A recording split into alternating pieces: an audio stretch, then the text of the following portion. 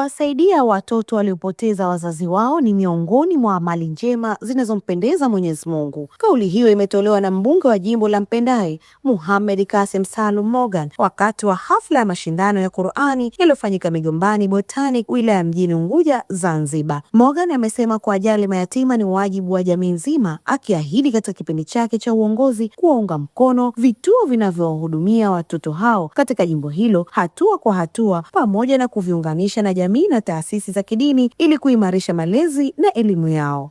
Nilitumia nafasi hii kutoa ahadi yangu ya dhati mbele yenu. Katika kipindi changu cha uongozi nitaendelea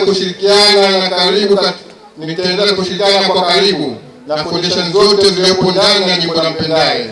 Tutashirikiana nao, tutawaunga mkono kuhakikisha kuwa malezi mema yanapatikana kwa watoto mayatima na watoto wote wa jimbo letu. Nitahakikisha nasogeza fursa zote zitakazojitokeza kwa wananchi wa Mpendai, fursa za elimu, mafunzo, uwezeshaji wa vijana pamoja na miradi ya maendeleo ili kuinua kiwango cha elimu, uchumi wa ustawi wa jamii yetu kwa ujumla.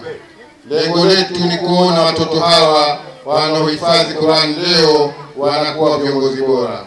Aidha, ametoa ahadi ya kutoa fursa na uwezeshaji kwa watoto hao ili baadaye wawe raia bora na viongozi wa siku zijazo, huku akiwashauri viongozi wengine kuendelea kuwasaidia mayatima.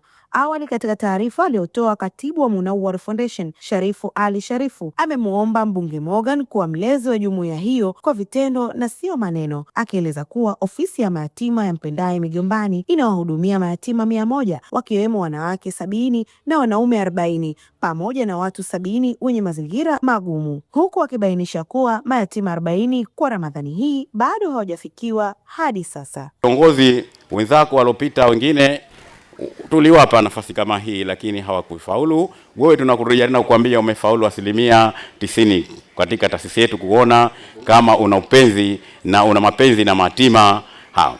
Mheshimiwa mgeni rasmi, Munawwar imeahidi kuwa pamoja na wewe katika uongozi wako kwa mara zote zitakazokuwa tumesema, na tunapendelea mapendekezo yetu haya yaliyopo katika hii taasisi ya kwanza. Mashindano hayo ya Qur'ani yaliyoandaliwa na Munawwar Foundation, taasisi inayohudumia watoto yatima iliyopo Migombani, jimbo la Mpendai, na yalihusisha mashindano ya uhifadhi wa Qur'ani kuanzia juzuu ya kwanza hadi ya 10. Laqad kadhaba alladhina min qablihim fakayfa kana nakir fayuhasabu hisaban yasira وينقلب إلى أهله مسرورا.